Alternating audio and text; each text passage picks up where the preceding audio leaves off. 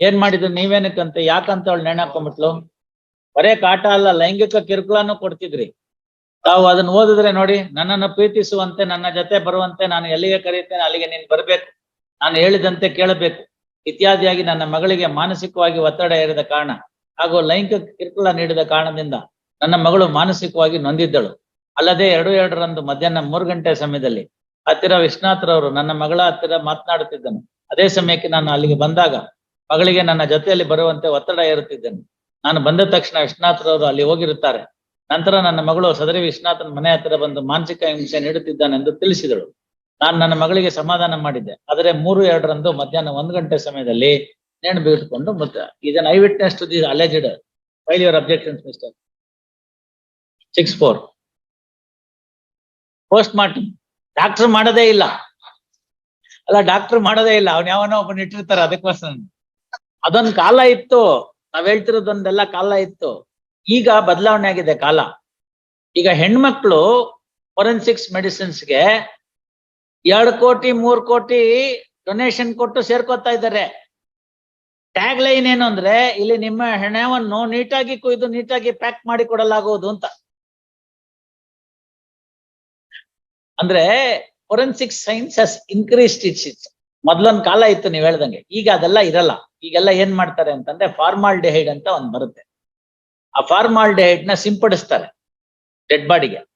ಅದನ್ನ ಸಿಂಪಡಿಸಿದಾಗ dead body ಮೇಲ್ಗಡೆ ಇರ್ತಕ್ಕಂಥದ್ದೆಲ್ಲನೂ bacteria ಸತ್ತೋಗ್ಬಿಡುತ್ತೆ. ಅದರಿಂದ ಸ್ಮೆಲ್ಲಿಂಗ್ ಕಡಿಮೆ ಆಗುತ್ತೆ.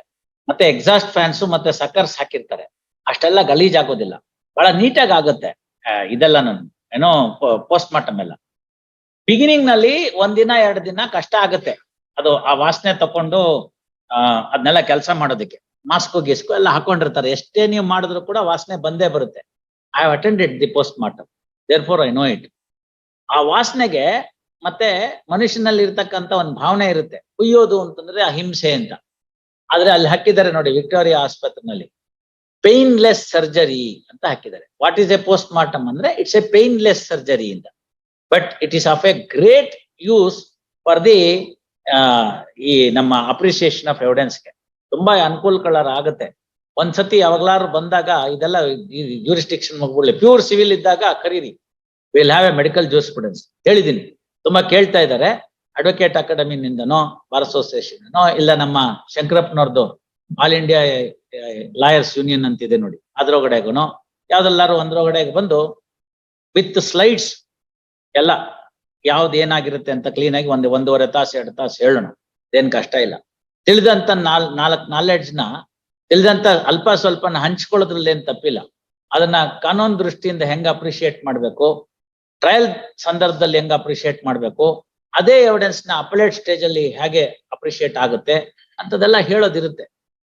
ಬೇಕಾದ್ರೆ 2-3 ಸೀರೀಸ್ ಮಾಡಿದ್ರಾಯ್ತು. ಒಂದು ಪ್ಲೇನ್ ಕೇಸು, ಇನ್ನೊಂದು ಬೆಲಿಸ್ಟಿಕ್ಸು, ಮತ್ತೊಂದು ಅಂತ ವಿಷ ಆದ್ರೆ ಏನು ಅಂತ. ಬಹಳ ಚೆನ್ನಾಗಿದೆ ಸೈನ್ಸ್. ಎಂತ ದೇಶ ರೀ ನಮ್ದು. 3000 ವರ್ಷದ ಕೆಳಗಡೆಗೆ ಹೆಣ ಕೊಯ್ದು ಸಾಕ್ಷಿ ಸಂಗ್ರಹ ಮಾಡೋ ಅಂತಹ ಒಂದು ವ್ಯವಸ್ಥೆ ನಮ್ಮ ದೇಶದಲ್ಲಿತ್ತು. 3000 ವರ್ಷದ ಕೆಳಗಡೆಗೆ ಜನ ಇನ್ನೂ ಎಚ್ಚೆತ್ಕೊಂಡಿರ್ಲಿಲ್ಲ. ಅದಕ್ಕೆ ಟಾಕ್ಸಿಕಾಲಜಿ ಅಂತ ಕರೀತಾರೆ, ಇವತ್ತಿಗೂ ಇದೆ. ಆ ಟಾಕ್ಸಿಕಾಲಜಿನಲ್ಲಿ ಬರೇ ಅಷ್ಟೇ ಅಲ್ಲ, ಅದರಿಂದ ಸಂಗ್ರಹ ಮಾಡಿದಂಥದಿಂದ ಯಾವ ವಿಷವನ್ನ ಕೊಟ್ಟಿದ್ರು ಅದು ಪ್ಲಾಂಟ್ ಬೇಸ್ಡಾ, ಅನಿಮಲ್ ಬೇಸ್ಡಾ ಅಥವಾ ಸಿಂಥೆಟಿಕ್ ಅಂತ ಕಂಡುಹಿಡಿಯೋ ಮೆಥಡ್ ಇತ್ತು. I was part of that lecture organised by the Himachal Pradesh forensic science laboratories ನವ್ರು ಮಾಡಿದ್ರು, ಇಲ್ಲ ಜೈನ್ ಕಾಲೇಜ್ ನಲ್ಲಿ. ಇಂಟರ್ನ್ಯಾಷನಲ್ ಸೆಮಿನಾರ್ ಅದು. All over world the juries have joined and the experts from the forensic science have joined. And I quoted this 3000 years earlier. People were surprised to know this. ಈಗ ಕರೆದಿದ್ದಾರೆ ಅಲ್ಲಿಗೆ ಹಿಮಾಚಲ್ ಪ್ರದೇಶಕ್ಕೆ, ಬನ್ನಿ sir 2 ದಿನ ಕಾರ್ಯಕ್ರಮ ಮಾಡಿ. 32 years experience ಅಲ್ಲಿ ಇರ್ತಕ್ಕಂಥ ಡೈರೆಕ್ಟರ್ಗೆ ಫೊರೆನ್ಸಿಕ್ಸ್ ಹೆಡ್ ಮಾಡದಂತವ್ರು ಅವ್ರು ಹೇಳ್ತಾರೆ, 32 ವರ್ಷದಲ್ಲಿ ನಾನು ಇದೇ ಮೊದಲನೇ ಸರ್ತಿ ಇದನ್ನ ಕೇಳ್ತಿರೋದು ಅಂತ. ಅಲ್ಲಿಗೆ ನಾಲೆಡ್ಜ್ ಎಲ್ಲಿ ಹೋಯ್ತು ಲೆಕ್ಕ ಹಾಕಿ. ಆ ತರ ಇತ್ತು ನಮ್ಮಲ್ಲಿ. ಹಾಗಿದ್ದಂತಹ ಒಂದು ಉತ್ತಮವಾಗಿರ್ತಕ್ಕಂಥ ಜ್ಞಾನವನ್ನ ನಾವು ಕಳ್ಕೊಂಡ್ಬಿಟ್ವಿ ಹಲವಾರು ಇನ್ವೇಷನ್ಸ್ ಮತ್ತೊಂದು. ಹಾಗಾಗಿ ಆ ನಾಲೆಡ್ಜ್ ಇಲ್ಲೇ ನಿಂತೋಗ್ಬಿಡ್ಬಾರ್ದು. ಯಾರೋ ಒಬ್ರು ಸಣ್ಣ ಪುಟ್ಟದಾಗ ಕಲ್ತ್ಕೊಂಡಿದ್ದಾರೆ ಅಂದ್ರೆ ಅದು ಇನ್ನೊಂದ್ ಕಡೆ ಹೋಗ್ಬೇಕು. ಇದೆಲ್ಲ ನಾನು ಡಿಸ್ಟ್ರಿಕ್ಟ್ ಜಡ್ಜ್ ಆದ್ಮೇಲೆ ಕಲ್ತಿದ್ದು. ಒನ್ ಮೇ ನಾಟ್ ಬಿ ಏನೋ ಮೊದ್ಲಿಂದ ಗೊತ್ತಿತ್ತು ಅಂತ. No, never ever. I have made some study after I became district judge for all these things. Appreciation. ಹಾಗಾಗಿ ಗೊತ್ತಿರುತ್ತೆ. ಎ ಇಂದ ಹಿಡಿದು ಝೆಡ್ ವರ್ಗು ಪೂರ್ತಿ ಎಲ್ಲಾ ವ್ಯವಸ್ಥೆ ಮಾಡಿರೋದ್ರಿಂದ ಕನ್ವಿಕ್ಷನ್, ಅಕ್ವಿಟಲ್, ಮತ್ತೊಂದು ಅಪೀಲ್ ಎಲ್ಲ ಮಾಡಿರೋದ್ರಿಂದ ಫಾಸ್ಟ್ ಆಗುತ್ತೆ ಅಷ್ಟೇ, ಇನ್ನೇನಿಲ್ಲ. ಹಾಗಾಗಿ ಮಾಡೋ ಅಂತ ತುಂಬಾ ಇದೆ. ಅವಾಗ ಹೇಳ್ತೀನಿ ಏನೇನ್ ಆಗ್ಬೇಕು. ಇದು ಇರುತ್ತೆ ನೀವ್ ಹೇಳ್ದಂಗೆ. ಅವರು ಆ ವಾಸನೆ ಗೊತ್ತಾಗ್ಬಾರ್ದು ಅಂತ ಬೇರೆ ವಾಸನೆ. ಸ್ನಾನ ಮಾಡ್ದಲ್ನೆ ಸೆಂಟ್ ಹೊಡ್ಕೋತೀವಲ್ಲ ಹಂಗೆ. ಹೋಗ್ಲಿ ಬಿಡಿ. 30th ಅವ್ರು ನೋಡಿ ಹೇಳಿ ಪಾಪ ಏನಂತದು. ಅಟ್ಟೊತ್ಗೆ 2 ಹಗಲು 2 ರಾತ್ರಿ ಆಗಿರುತ್ತೆ. ಅದೇನ್ ಮಾಡ್ತೀರ ಮಾಡಿ. ಅಟ್ಟೊತ್ಗೆ 2 ಹಗಲು 2 ರಾತ್ರಿ ಆಗೋಗಿರುತ್ತೆ. ಏನ್ ಬೇಕೋ ಮಾಡಿ. No sorry, Monday I wanted to keep it. Monday ಜಾಸ್ತಿ ಇದೆ ಅಂತ ಮಂಗಳವಾರಕ್ಕೆ. Don't take chances with this court. No, never ever. And it can go to the any extent, directing the our embassy people there and immigration authorities, all these things.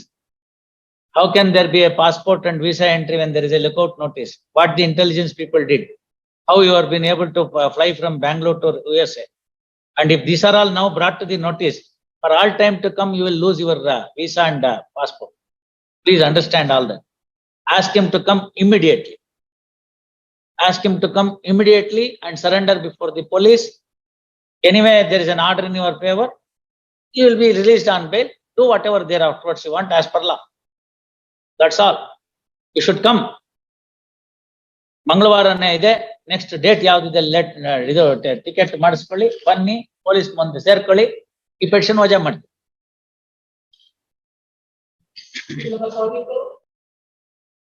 ನೋಡಿ ರಾಧಾಕೃಷ್ಣ ಅವರೇ, ಒಂದ್ ನಿಮಿಷ ಕೇಳಿ.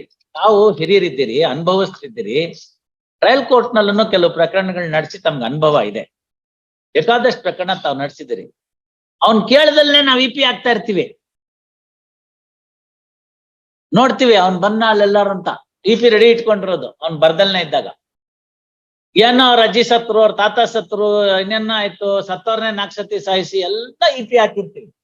ಆ ಸಾಹೇಬ್ರುಗಳು ಕೂಡ ಬೇಕಾದಷ್ಟು ಇಪಿ ಅಲೋ ಮಾಡಿರ್ತಾರೆ. Rose it ಹೋಗಿ ಆ ಕನ್ಸರ್ನ್ಡ್ ಲಾಯರು ಇಪಿ ಹಾಕಲ್ಲ. ಯಾಕೆಂದ್ರೆ ಅವ್ರ ಮುಖ ತೋರ್ಸಕ್ಕಾಗಲ್ಲ ಡಿಸ್ಟ್ರಿಕ್ಟ್ ಜಡ್ಜ್ಗೆ. ಯಾರು ಟ್ರಯಲ್ ಜಡ್ಜ್ ಇರ್ತಾರೋ ಅವ್ರಿಗೆ ಮುಖ ತೋರ್ಸಕ್ಕಾಗಲ್ಲ. ಯಾಕೆಂದ್ರೆ ಇವನೊಬ್ಬನ ಕೇಸಿಂದ ಅವ್ರ ಮುಖ ಅವ್ರನ್ನ ಹಾಳು ಮಾಡ್ಕೊಳಕ್ಕಾಗಲ್ಲ. ಟ್ರಯಲ್ ಜಡ್ಜ್ ಹತ್ರ ಒಂದ್ ಗೊತ್ತಿರ್ತಾರೆ, ಇವರೆಲ್ಲ ಬಂದ್ರೆ ಚೆನ್ನಾಗಿರ್ತಾರೆ, ನಡೆಸ್ತಾರೆ. ಇವ್ರೇನೋ ನಿಜವಾಗ್ಲೂ ಬಂದಿಲ್ಲ, ಇವ್ರು ನೆಕ್ಸ್ಟ್ ಟೈಮ್ ಕರೆಸ್ತಾರೆ, ಇವ್ನ್ ಕರ್ಸೋ ತಾಕತ್ತಿದೆ, ಅವ್ನು ಓಡೋಗೋ ಅಂತನಲ್ಲ.